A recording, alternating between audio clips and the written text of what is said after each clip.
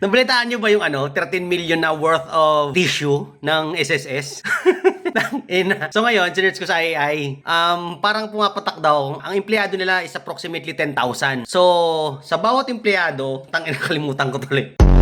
Yon, sa bawat empleyado per day, kailangan nila mag-consume ng 14 rolls per day. Ang approximate numbers of client araw-araw na pumupunta is 100,000 daily clients. Kung isipin mo, parang reasonable eh. Pero kailangan mag-consume ng isang buong roll ng tissue ng isang kliyente na bumibisita sa SSS office araw-araw. So, ibig sabihin, kaya kayo mga Pilipino, kung pupunta ko sa SSS, pwede kayong doon, huwag na kayo magdala ng tuwalya. Doon na kayo maligo, yung tissue ang gamitin nyo. Yung tissue na lang gamitin nyo para masulit yung budget ng di ba, ng SSS, di ba? Sayang naman yung tissue na 13 million. Hindi ko lang alam kung kung magandang klaseng tissue yan, ha. Baka yan yung pa yung tissue na pag pinunas mo sa puwet, alam mo yung naiiwan na tissue? Yung pag pinunas mo siya, may tira-tira pa. At saka, may kutob ako eh. Feeling ko may higante sa loob.